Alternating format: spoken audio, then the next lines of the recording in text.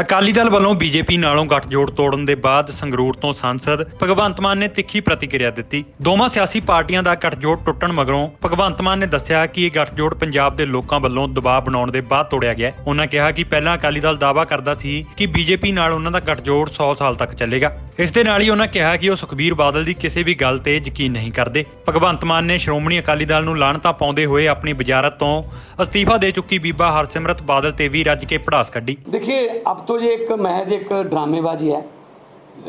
अगर इस्तीफ़ा भी देना था हरसिमरत कौर ने और एनडीए से संबंध तोड़ने थे तब तोड़ने चाहिए थे जब ये ऑर्डिनेंस जो है वो कैबिनेट में आया था।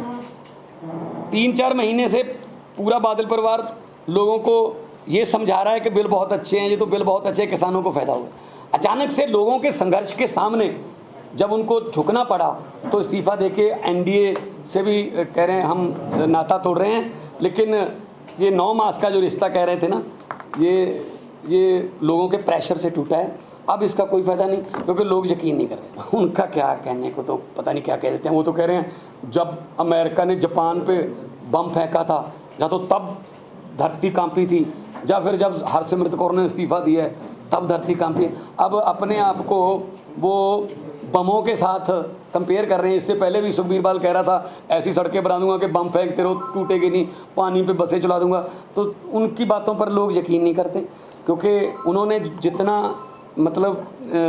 जितना लोग किसानी का, पंजाब का और सिख धर्म का जितना नुकसान इन्होंने किया है बादल परिवार ने, उतना किसी ने नहीं किया। हम तो पहले दिन से, अभी नहीं, जिस दिन ऑर्डिनेंस के बारे में बात चली थी तब से आज तक सड़कों पर, विधानसभा में, लोकसभा में, जहाँ भी हमें मौका मिला हमने इस बिल का विरोध किया, डट के विरोध किया, करते रहेंगे जब तक इंसाफ नहीं मिलता।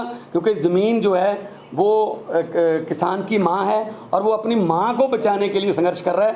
पार्लियामेंट में भी मैंने बोला था ये कि जय जवान और जय किसान का नारा जो था वो अब मर किसान और मर जवान के नारे में तब्दील हो चुका है। क्योंकि जो फौजी जवान सरहदों पर हैं वो भी कहीं ना कहीं किसी न किसी तरीके से खेती से जुड़े हुए हैं।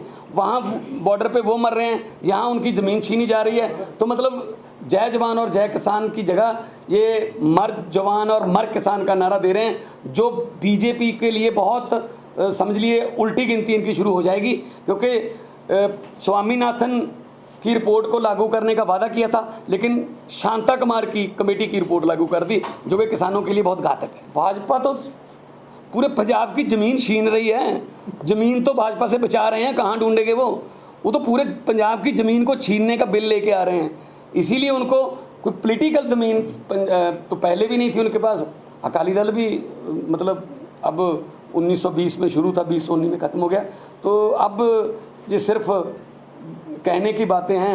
अब पछताए क्या हुए जब मोदी चुग गया खेत। ਕਿਸਾਨ ਵਿਰੋਧੀ ਬਿੱਲ ਆਉਣ ਦੇ ਬਾਅਦ ਸੂਬੇ ਦੀ ਸਿਆਸਤ ਪੂਰੀ ਤਰ੍ਹਾਂ ਭਖੀ ਹੋਈ ਹੈ ਤੇ ਹੁਣ ਦੇਖਣਾ ਇਹ ਹੋਵੇਗਾ ਕਿ ਆਉਣ ਵਾਲੀਆਂ 2022 ਦੀਆਂ ਚੋਣਾਂ 'ਚ ਅਕਾਲੀ ਦਲ ਆਪਣੀ ਹੋਂਦ ਬਚਾਉਣ ਲਈ ਕਿਹੜਾ ਨਵਾਂ ਦਾਅ ਖੇਲੇਗੀ। ਹਕੀਕਤ ਟੀਵੀ ਪੰਜਾਬੀ ਲਈ ਸੰਗਰੂਰ ਤੋਂ ਮਨਿੰਦਰ ਸਿੰਘ ਦੀ ਰਿਪੋਰਟ।